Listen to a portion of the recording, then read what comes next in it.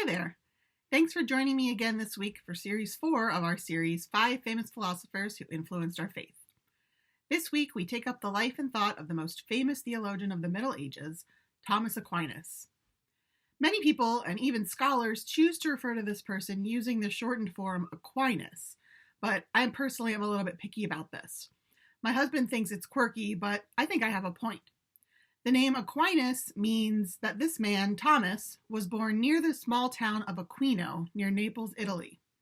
So calling him Aquinas is like calling me Harrisburg, or calling many of the children of our congregation Redding.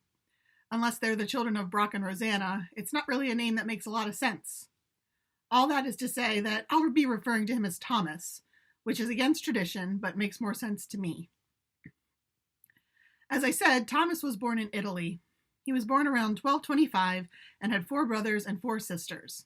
Imagine being the youngest of 9. He was sent away at an early age to begin working toward becoming a wealthy and influential abbot in the Benedictine order. But plans changed as he grew and started making some decisions for himself. While there's a lot to know about Thomas Aquinas and his influence on philosophy and theology, we're going to focus on just a handful of ideas today. Unfortunately, School of Life, the curriculum we've been using for our introductory videos, has removed the Thomas Aquinas video for some reason, so I had to find an alternative for this week. Below, you'll find 2 links to 2 short videos. These videos come from the Thomistic Institute, a program dedicated to teaching the importance of Thomas Aquinas from within a Catholic perspective. You'll notice that these videos are a bit more biased toward the topic than perhaps the School of Life videos were, but they give us some good ideas to wrestle with. The first video introduces a bit about the life of Thomas Aquinas, and the second talks about his understanding of the relationship between faith and reason, which resulted in a major shift in Christian theology for several hundred years. After you finish watching these 2 videos, you can return here while I share some thoughts about how Thomas influenced Luther and continues to influence our faith today.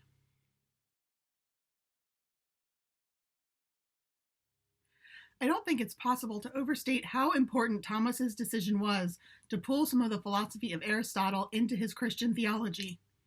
Influenced by Augustine and other early medieval theologians, Thomas was one of the first to start thinking in this direction. While we can trace back through Thomas to find a lot of different Aristotelian ideas, like the concept of the unmoved mover, one of the most important is Thomas's epistemology, or his concept of truth with a capital T. As we saw in the video on faith and reason, Thomas believed that faith and reason are not at odds, but are in fact 2 parts of the same truth. There's a theory that has developed over time and was around in one form or another at the time of Thomas, called the double truth theory. It states that religion and philosophy are separate sources of knowledge, and that they can arrive at contradictory conclusions without detriment to either. The caveat on this at the time of Thomas was that any contradiction must be resolved by rejecting the philosophical conclusion in favor of the religious or theological conclusion. At the time, many scholars felt that Aristotle was a heretic. But Thomas changed that when he claimed that there is not and can never be a conflict between reason and faith because God created both the logic of our universe and the content of our faith.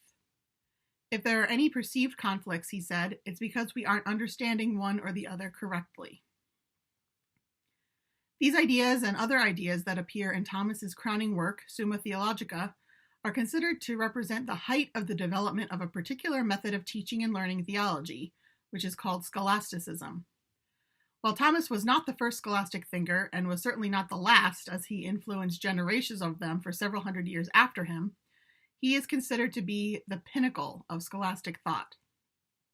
The emphasis on logic and reasoning, on the drawing of careful distinctions and thinking very carefully about a problem from all angles, is the focus of scholasticism. In fact, the method of debating that was popular in Luther's time, where 2 disputers wrote a series of disputations or theses to work toward drawing a conclusion on a topic, is a popular form of scholastic debate for moving forward on our understanding of a topic.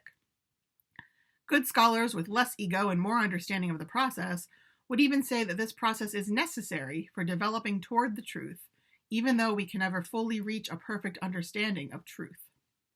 Without scholasticism and Thomas, we wouldn't have had Luther's famous 95 Theses, written in this disputation form. I'm sure you can fairly easily see, without me even pointing it out, how these ideas lead clearly through from Aristotle and his belief that truth about a concept lies in investigation of the different examples of the concept, through scholasticism, where careful investigation, asking questions, and debating ideas, and then finally to our modern scientific method.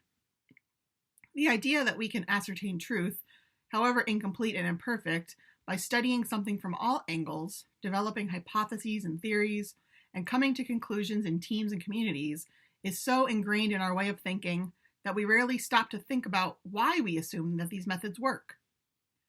These assumptions were true of theologians and thinkers during the time of Luther as well, but our friend Luther was not going to let anyone sit in their complacency for long. As I've mentioned before during this series, Luther had a pretty big problem with Aristotle, and he shared those concerns and his concerns about the methods of Thomas freely and loudly. Luther saw the process of using logic to understand God to be a grave misunderstanding of who we are and even a rejection of Christ. After all, he suggested, what good is the cross when we can save ourselves by using our brains and reason to find the truth? For Luther, even the idea that we can use our intellect or even want to use our intellect toward understanding God is almost laughable. Recall last week's presentation on Augustine and the focus on original sin. We are dead in sin, unable to help ourselves in the least. We can't reach God on our own, using logic or any other means. Luther said, the best and infallible preparation for grace and the sole disposition toward grace is the eternal election and predestination of God. In other words, we can't prepare to receive God's grace. The only thing that can transform us into creatures who are able to see and experience God's grace is God's grace. Now, we don't want to go too far with this and assume that Luther rejected reason altogether. Luther believed that reason has a role to play.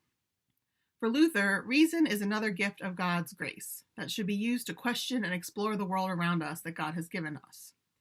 But when it comes to understanding God, even if a new insight seems to be the result of a person or team of people using their brains to discover a new truth, we have to remember that the actual result is another gift from God, an act of God's self-revelation. It goes back to that adage that seems unfair but rings true from a Lutheran perspective. Anything bad or wrong that I do can only be attributed to me. Anything good or beneficial I do can only be attributed to God. Luther said it best in his commentary on Psalm 119, which I'll read for you now. You should immediately despair of your reasoning and understanding, but kneel down in your little room and pray to God with real humility and earnestness, that he, through his dear Son, may give you his Holy Spirit, who will enlighten you, lead you, and give you understanding. So, if the result of both of these ideas is that we can use reason to reach truths about God, why is it so important to Luther that we keep our inabilities and God's dominance in mind? Scholasticism, actually. The penchant for nitpicking and deep exploration and looking at something from all angles and using very precise words to express an idea, all of these are fundamental to the scholastic method. So it's not so much that Luther has nothing in common with Thomas or the other scholastics, but that their methods are so close, it takes a lot more words and a lot more vitriol to express the differences. For us today, I think it's perfectly acceptable to agree that reason and faith do not need to contradict each other, and don't contradict each other. We can believe in science and the role of philosophy in improving our lives and helping us to understand the world around us without diminishing or rejecting our faith. But the most important thing is that we keep things in order. It is God who gives us those gifts of science and reason and understanding. It is through God's self-revelation in the Bible and in Jesus Christ that we form a foundation for how we are to use those tools. And it is God that we always give the glory to when new medicines are developed, new galaxies are discovered, and new cultural relationships are established. Thanks be to God for the gift of faith and the gift of reason. Please join us next week for our last conversation in this series as we talk a bit about a philosopher who lived after Luther and influences the way we read and understand all of the philosophers and theologians who came before him and have come since. His name is Immanuel Kant. Until then, take care, everyone.